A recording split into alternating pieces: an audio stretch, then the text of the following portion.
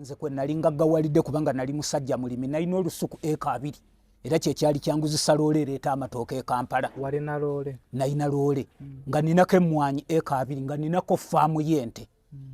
ng'ate ndi musajja mulimi wa kasooli na bijanjaalo ebyo byokka bye byali bingaggawazizza.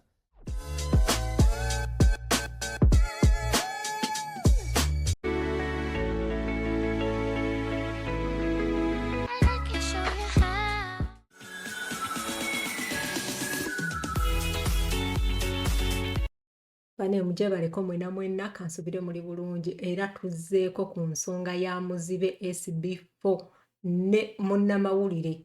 oli ogenda kuwakinga owulire amaloboozi g'abantu buli muntu alina endowooza ye gwe nga gwe ogenda kulowooza ki ogenda commenting awo mukyala Peace ne mwami Solomon mbaaniriza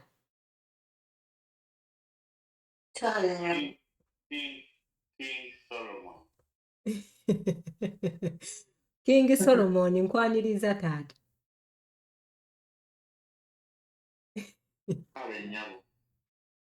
Kale kati ngenda teekako ko wano eno then tuwulireko katono ogenda tuwa view yo okukuzaayo emabega tuyina abantu 3 simanyi bawawuliriza eyo interview y'abano abantu bonna 3 muzeeyi atalaba ne munnamawulire yamukozeko interview kati ebintu byavuddeyo ne bizuuka ng'ate muzeeyi alaba katulabe then mugenda tuwa endowooza yammwe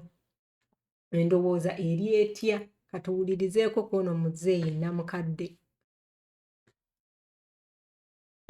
ow'emyaka 10 gyokka gye maaso ge yamutuusa gye basabiriza era bwe batafuna olwo nga basiiba ate nga n'olumu basula. Olunaku tutambula mu byalo nga 5. Akaana ako kennyini ke akamutambuzanga akalenzi afuna obutakwatagana nako akakuba nkasanga kagenze ku poliisi mulomba nkabuuza ye taata wo nedda si taata wange fe tumutambuza butambuza kati yakukubya atya nga muzibe tyo alaba kuba konoze yakawa n'ekyemisana nakikaweera ku poliisi kaana kalenzi pakuba simanyi linnya lyako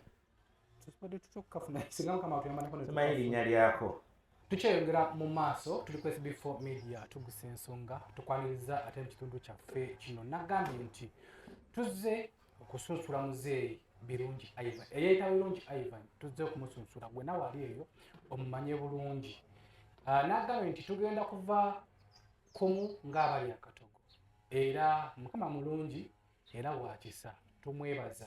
nti tusobodde okufuna kansala omusajja oyo mu mboozi gye yatuwa yagamba nti babasibanira kansala tufunyeko kansala kubanga atweyanjulirako atubule we byali ekitundu kyaffe kiri ekivuddeko abadde munnamawulire yakola ku muzeeyo mu mboozi ndowooza ne we tuteeyongerayoko mukyala Peace ono mwami SB4 essaawa zino eno ajjayo zino zonna gana amawulire gonna kyembuuza lwaki luli eri ng'akola interview k'ono omwami nga tebinaba kwonooneka lwaki aba teyasooka n'anoonyereza kubanga kati essaawa zino kati alinga amukuba nti omuntu ono alaba kubanga omuntu we baba nga okola interview naddala ba journalist unookola ebintu bino eno bwe biti naawe kennyini oba ovunaanibwa omusango kubanga yes tetuganye yakoze deal went wrong kati essaawa zino ali mu kumwabya gwe teekeyo eri eki ku kino eno nga gwe okiraba ebintu empulyango byansabye kubanga njagala kutegeeza nti buli ku TikTok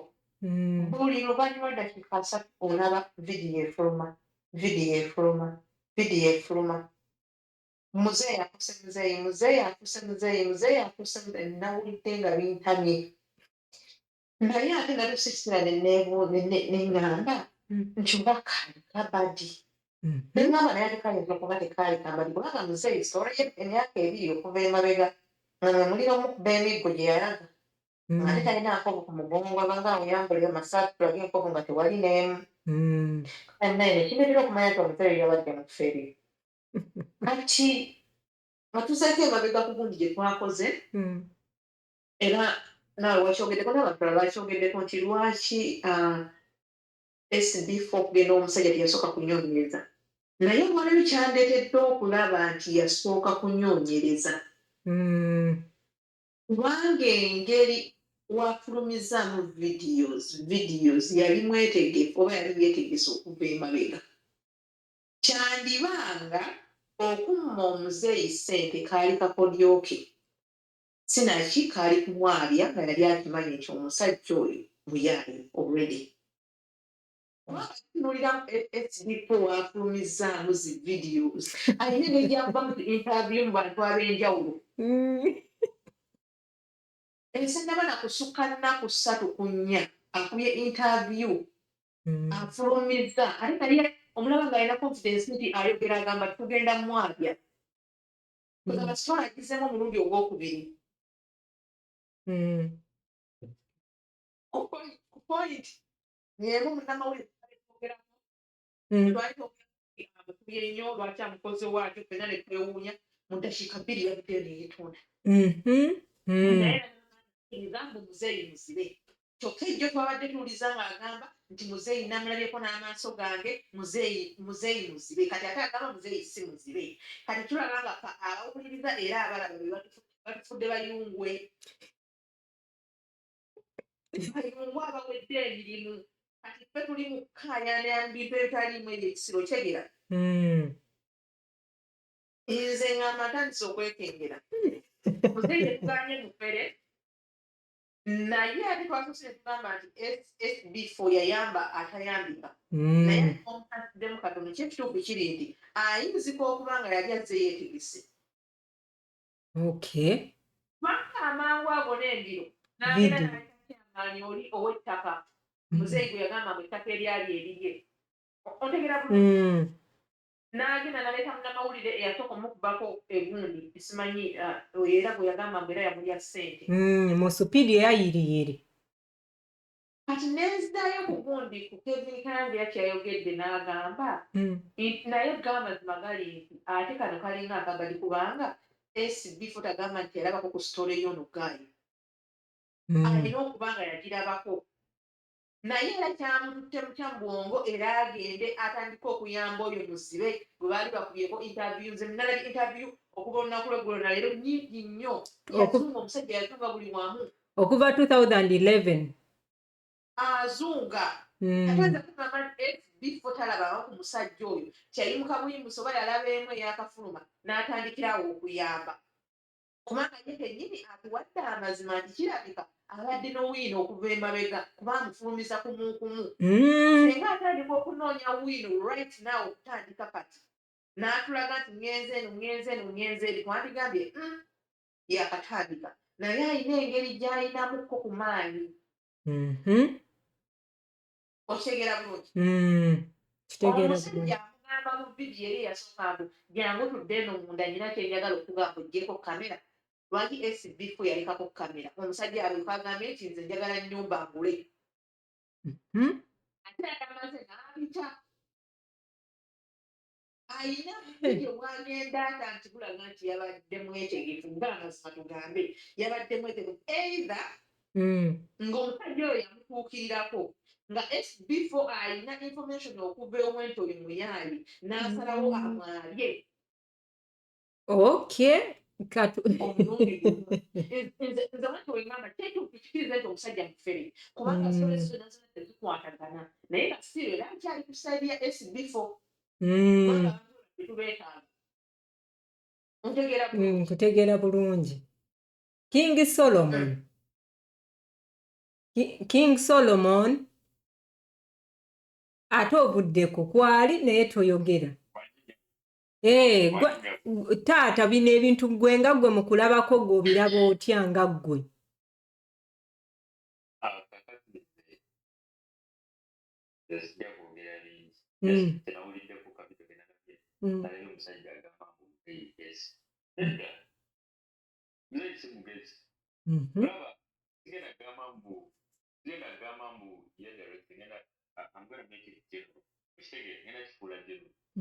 Uganda abantu bangi balina mental problems by the way. Abantu bawadde ku mitwe masha Uganda. Naye kyewuunyisa bw'ali olabye omuntu abadde ku mutwe alina obuzibu ku mutwe akkiriza amalina nedda. So abantu balina obuzibu ku mitwe gyabwe n'abalala abandikinotisinze they cannot even notice. Gwe nokeera ku makya ng'omaze owulira sitori zonna omusajja ayogera ebitakwatagana nokeera n'ogamba yes ready. Nanti kati omanyi lwaki obagambira nti mugezi nti asobodde okufuulinga abantu abayitirivu naffe era tuli wano eno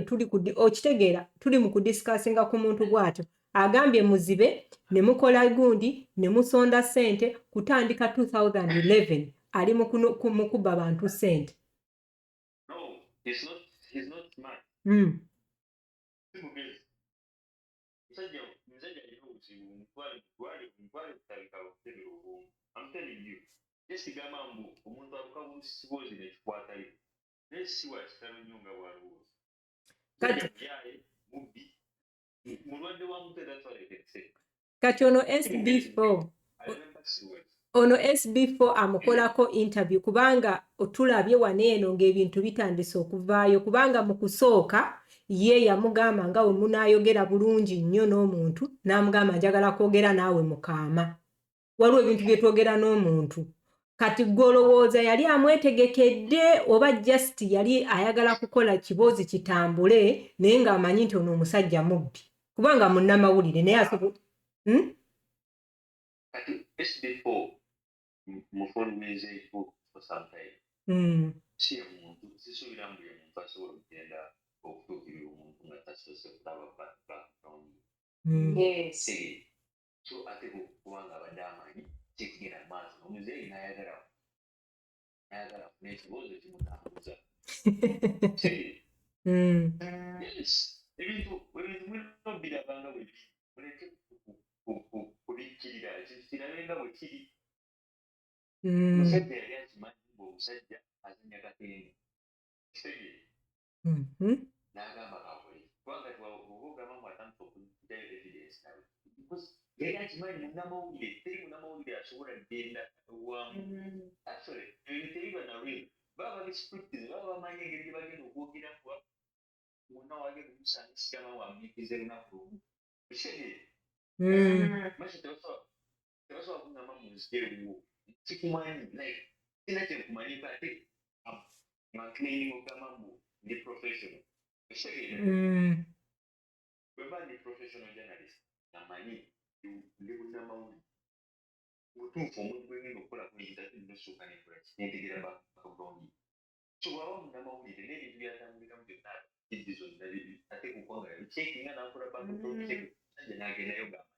n'agamba oyinza lwaki yalondoolwa Nanti abadde alondalonda abantu ntu tobalabye ono alina ekikulukuto ono alina abaana. tosobola kulonda bw'obuguddeko obugwe bw'oyagala kunya nedda naye aba ayagala kuza ejje abantu bamutegeere naye wafunira akawo. Nanti naye kati olaba nti nno abaafuulinze abantu kubanga waliwo abantu nga bo bakkiriza nti ebintu biri genuine. Mujjukira amabaluwa gano agaakusomwa recently wano we twavaayo ne bagamba ate n'atugamba nti nno simanyi biki waliyo amafu simanyi biki kati tolaba nti awo muba abantu bo bazanyira ku bwongo kubanga kino ekintu okirabanga ekyokusaga naye ate either kigenda mmusuula nze nkubuulira kubanga byonna we binaavaayo bino ebintu kubanga kati nga mukyala Pisa agambye nti ono omuntu yali yeetegese which means yagenda ku dduuka ng'amanyi bano abantu batunda ebintu ebiri expired ate n'abigula n'abitereka kubanga wabanga at least omuntu tumanyi olaba abakyala ebiseera ebisinga omukazi ayinza okugamba gundi bwe bannanga omusajja nkuba omusajja ndi bubi omusajja nkuba kati naye ng'alina video which means you provoked this man omusajja ono n'okwata video ng'akukuba era omulamu okitegeera which means wogamba nti omusajja akakuba emirundi emeka yakankuba emirundi 2 n'ofuna obudde obukwata video n'ogituninga, which means ono omusajja okutte video n'ogituninga n'okwata n'omuprovokinga n'akukuba. That's why tukulabye nti bakubye, kubanga kati bino ebintu bwe tubiraba bwe biti nga mukyala Pisi wagambye yali abyetegekedde. Nze senga mulaba King Solomon singa saali ku zi video ngala zifuluma nga ne SB4 byatandise okukola interview ebya quick nandigambye osanga teyalaba ku interview z'omusajja ono emabega naye ate ekitasoboka toyinza kugamba ntigera mu kyogedde salabanga ku interview za musajja ono ng'agenda asaliriza ssente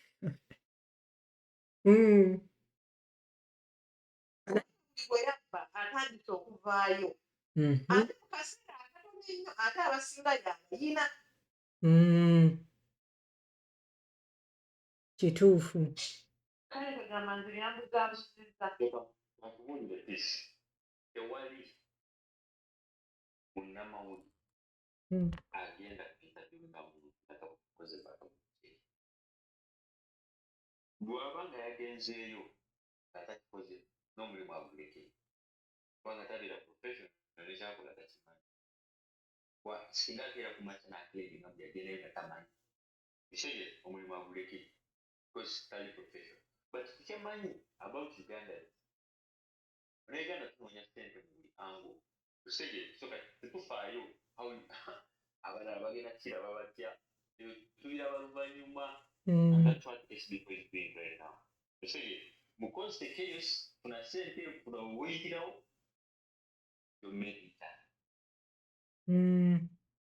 But ekintu ekyo si kirungi kubanga kati olaba King Solomon nti olaba King Solomon mulaba ekintu kino eno yes tetuganye fena tuba twagala ssente olaba deal goes wrong ojja kulaba ng'ono avuddeyo ng'oli avuddeyo okukakana kati olaba batiti tabel olaba ebintu byabwe ebiseera ebisinga golowooza omuntu asobola okuddamu okutrustinga ebyo ebikasasiro byabwe okitegedde bwe biti omuntu wagenda nti yes osobola okifunamu ekyolunaku lw'olwaleero n'olya naye ate what about tomorrow what are you going to do kubanga yes waliwo abantu kati unless ng'oŋŋamba nti yes waliwo ebintu ebituufu ebibeeramu naye bo okumakinga story etambule bagattamu si bwe kiri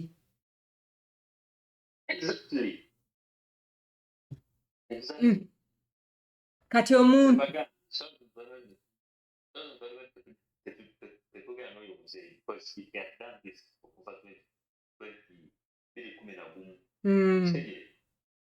abantu babeera n'ebirwadde byabwe masha ye ayinza okuba nga obwongo obumugamba buzire mwenojja nemugamba omusajja kimanya mugezi yeefuula ki ayinza okuba nga obwongo alina defect ku bwongo nga kimugamba mbu oli buzire ekitegeezaagala mwogera kubanga kisina kyemmanyiko kyamaanyi but bwetutuuka ku paati yono omunamawulire ye buli omu anoonya akawugonze okuwuli ye bw'alaba nga story yemulisaawo that's what abamawulire kyebakola era okuba tooki emabega bannamawulire nengena amawulire amanene gakuba bibi byereere bakubya bistories nga tebiriiyo ebimu nga nabirimba ebimu nga tebamaze kulala ne becleaninga after naye nga babagala ki publicity omuzamulenga kyolumutegeera in this kind of mu viewing sokitegeera buye kyaba yeetaaga aba yeetaaga ki publicity aba yeetaaga okubeera omuto okitegeera so ajja kunoonya for top stories egenda omukole era ddala kimukoledde everyone is talking about this people kimanyi kati ali mu trending mu Uganda naye kati omanyi after trending then what kubanga osobola otrendinga kati ebintu bye Uganda obimanyi kwabeerako simanyi bamuyitaani ne kubeerako baani abo bonna baliwa oba okitegeera nti yes essaawa zino you can trend naye waliwo oyinza okuddamu okukola emboozi endala omuntu yenna naga awo ye twamumanyira mubadde temubirabangako omuntu so eyo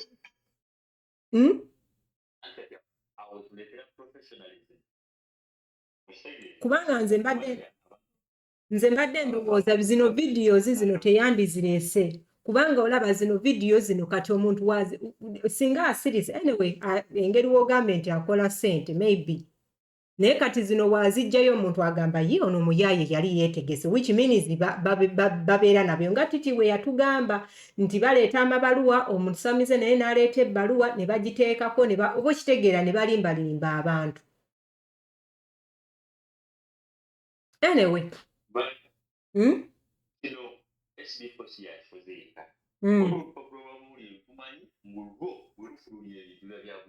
ready paper ebyo kati gwe olowooza waliwo atamanyi ready paper otuuka n'obeera ng'okyasubuliddeogerako ebintu bisitole okitegeera ebyekisiru kyekugamba professional erinnya olikola nanti naye kati olowooza ready paper omuntu akyamugula okitegeera kati kyekyo kyenkulaga nti essaawa zino osobola okugira abantu bagamba ready paper naye mba omuntu akuba mu ready paper noga nti no bankubyemu piisi osobola okugula ready paper oli ne wamukuweera obwereere era n'ebiriyo ne we baba nga bongedde bituufu you cannot believe it kubanga omanyi nti babadde bajja bakuba bisitoola ebitaliyo kati kyekyo kyenga nti kiba kigendamu affectinga at this particular time asobola okubeerawo but later it will affect kubanga labayo esimanyi red paper buli muntu simanyi omwana w'essomero bamukutte akola bwati ne bafunaafunakaawo naye at this particular time tewali muntu asobola kugamba olaba nezi TV stations woziyitiriza okuba amawulire amafu okukakkana TV ng'egudde si bwe kiri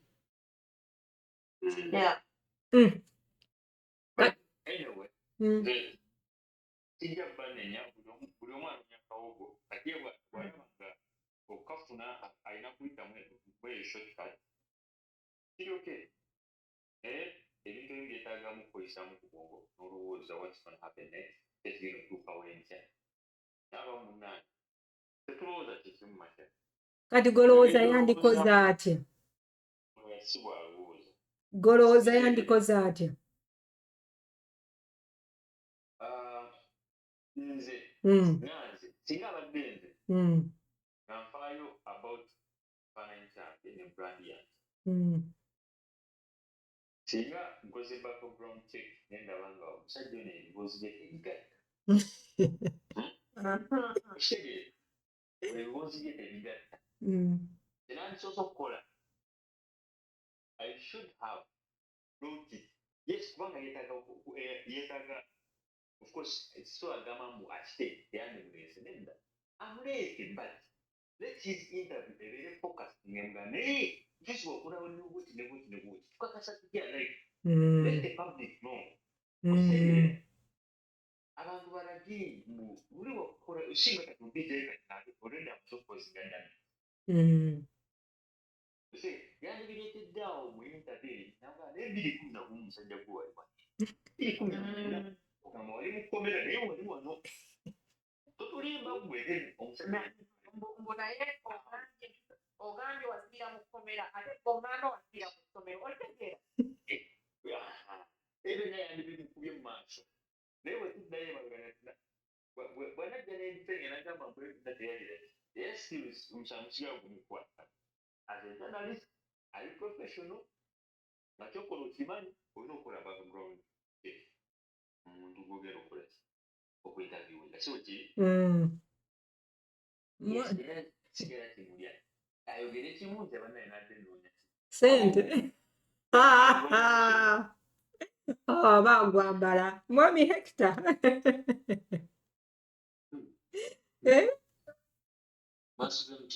gye tuli wasizooti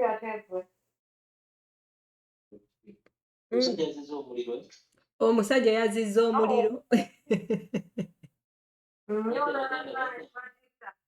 njagala okugamba ku social media oluvannyuma lw'eddakiika 3 wabeera ka vidiyo akafuluma anti akabi kali mu kulwa lwaki kati naye akifulumya kati weebale mbirabibwa badde no badde byebiko nga sinakyokenje bulungi byogere bulungi nga ntegeera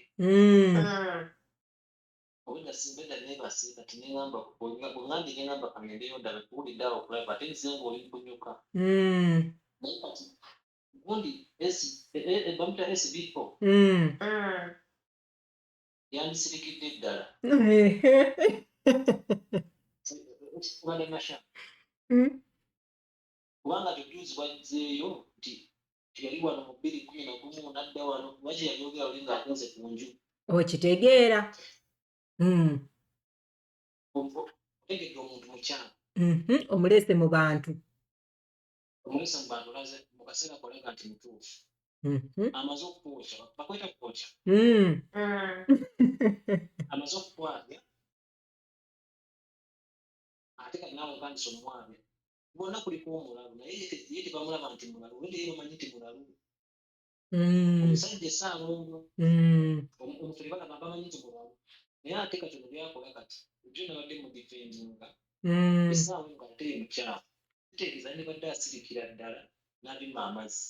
kyekyo kye kyabadde kikundeesezza leero ate bwazze nayagala n'amukuma nti omusajja ono banne namutegeeza nti muyaala mu kusooka wiiki emu emabega ogenda okakweta kintu musibe akoge namba z'essimu omuteeke matu lwaki tomumanyi lwaki tokimanyi kitegeeza kati awo badde muwagira bakusa ensonga ebbanga lyokuyezzaako limu amakyolo kati awo omuntu wagenda okutiira okubeera nga tagenda kuddamu mu trust ng'okiraba piisi kyembadde nkugamba otegedde bafune bulungi omupunze abadde yeetegeka ng'alinda onaabe abadde ng'amunyiikiriza sijja kuwa ssente asobole okugamba nti akasajja kanziba ssente amwage naye oba si kyekyo ne zisitole zonna z'abadde ajjanga akola zonna nfu kubanga omanyi lwaki woba oŋŋambye kubanga zino sitori wobanga ddala ozikola ng'ozikolera mu butuufu bwamu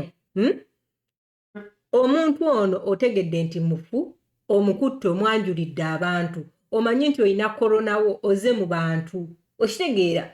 which means oyagala bano abantu bonna babeere affected with corona kubanga tosobola kuŋŋamba otegedde omuyaaye wabula n'oteekako enamba ze ez'essimu abantu ne batandika okukola ki omusondera ssente ng'okimanyi bulungi nti babbi ono omusajja muyaaye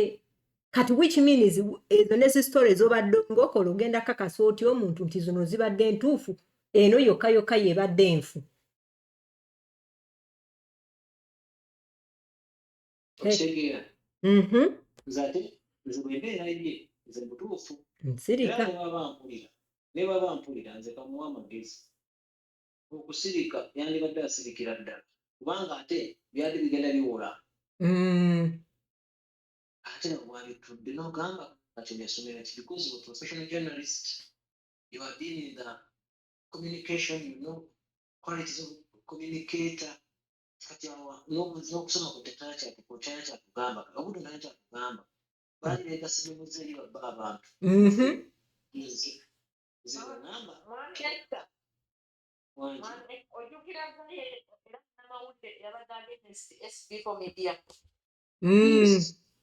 kale ate oyo yeetonze yamwetondedde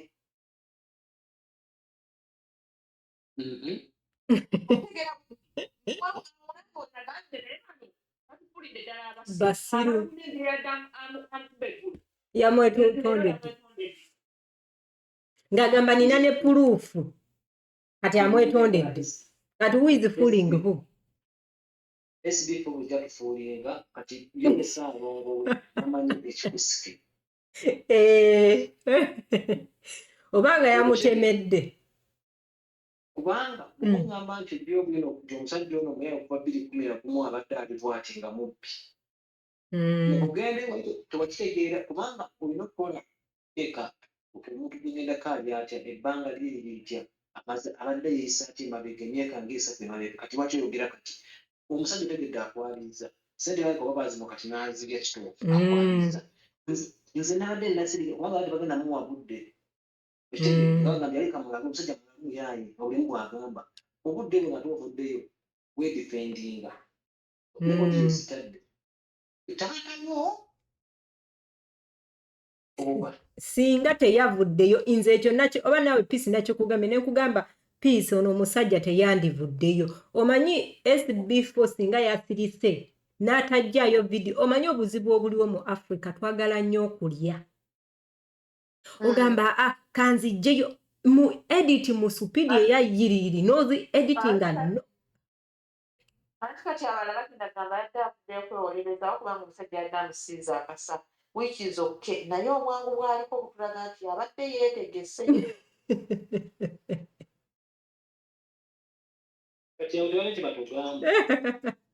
Kati ogenda kuddamu okukkiririza sitole ye gy'onoowulira, ogenda kuddamu ogikkiriza. Olaba waagenda ogenda nga red paper weegenda.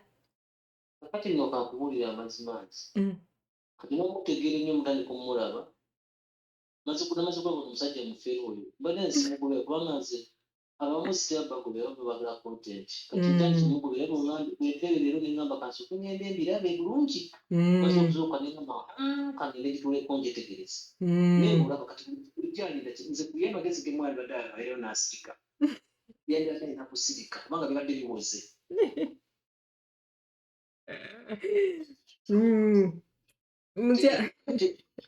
Kati abisitudde kati ogenda kuwulira bunagenda okuziba oba okukyeyewamu nga tekati kubanga kati tugamba yeyokyeza ezibifo kati oba owulira weyokyeza dda wayokyeza dda yayokyeza dda ate singa taddamu SB4 yayokyeza singa taddamu kwogera n'akita n'akoma ku zino naye agenda kulaga faya buli woolaga faya nono n'alaga faya semanyi we bigenda musajja asobola okujja n'agamba kubanga naye mukawe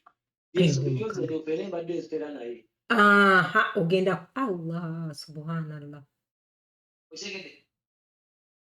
sogamba yes mbadde nzefera naye kati mbadde nja kumaliriza nju yange kugezimba yes njuweeri naye SB4 nayogera naye nemugamba ngenda mumutemereyo ku ssente abantu batuwe ssente mumutemereyo okitegeera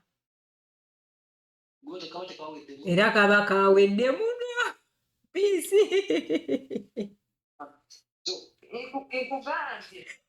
nze bino mpulira nga byantanye mwali esaala leero byantanye kola essaawa 10 ez'ekiro nazukuse n'endaabu netandika okusindikira mashaali tuli ku ki nga batukuka sipiidi buli bannange buli ddakiika olaba ka vidiyo kaaba abantu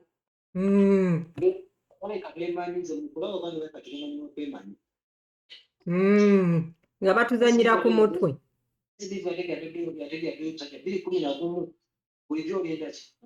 ayinza kubanga mawulire ge akiyinza kubanga teyalaba ku kusoleza oyo omusajja kati bulijjo agenda ki ogenda omuntu ompere gwomanyi 2019 libaddene omuntu awayinza gavumenti gwomanyi mu gavumenti etiisa omusimanyi babawambira gundi ne bateeka mu kiyumba ekyenzikiza mbu babakuba ne babamenyaamenya mbabavayo bafudde nodduukirira oyambe ola nodduukirira oyambe gavumenti watya nekukwata otemula nti kabadde kakodyo nze ng'omuntu ayika ngenda nkawuuka nange ngenda kati ate nanti olaba kuno okwogera kuno kwe kutuleetera okubuuka kubanga naye kennyini yandisirise yandibadde alina kusirika kati mukyala Peace yandibadde asirika yandibadde akola kyamagezi kigoomuwa omuntu nga tetunaggalawo kuba byansobedde okuvayo n'ayogera abadde edifendinga wikiz okay naye alina engeri sipiidi gyatubuzeemu nga nze nange omulabi netuuka nensirika nenzikiriza nti ddala wamma batubuze sipiidi nze kuye sikyalina nti njagalako kuye byantamye banange byantamye saagala bira sikulimba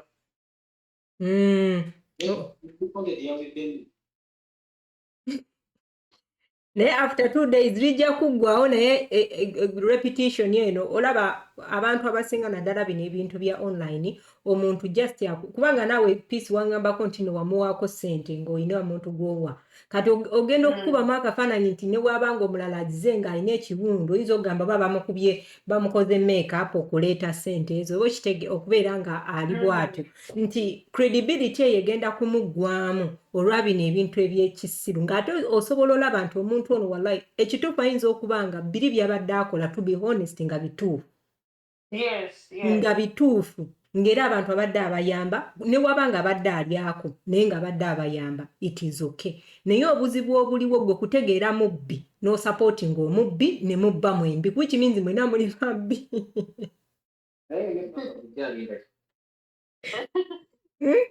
bino byonna ebba ate by the way n'emboozi ebadde erudde eno emboozi yakolayo n'emboozi endala babadde yabbanga ki kubanga okuba batandika okuzimba n'ennyumba nnyingire which means the game went wrong bannange mutuwa amagezi tugenda akasembayo mukyala Peace ne mwami Hector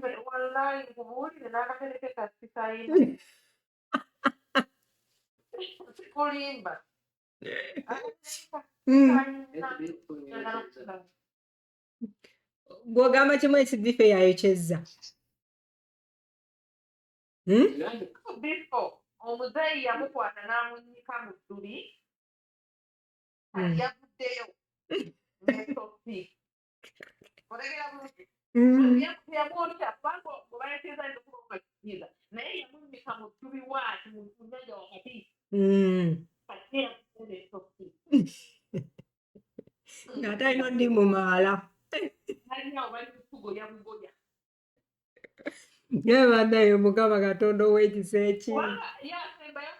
yagambye okugamba nti agenda kusitula buli alina obujulizi bagenda mugende wa musajja bagenda gende omumena omusajja kyokujukira omusajja yamugamba togeza n'olinnya wano nja kukukola ekintu kati yabwagenda nawandi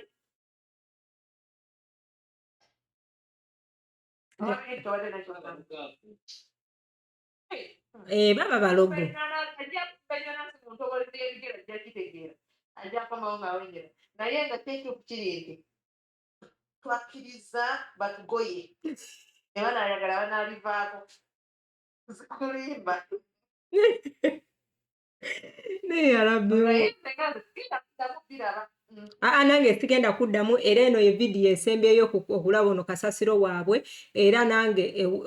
sijja balimba nange ekituufu byantamye kubanga nabirabe nga mulimu zogolinyo mungi omutwe gukuluma ozunga wano ozunga wali olaba kino olaba kiri namawulire omutendeke olaba nga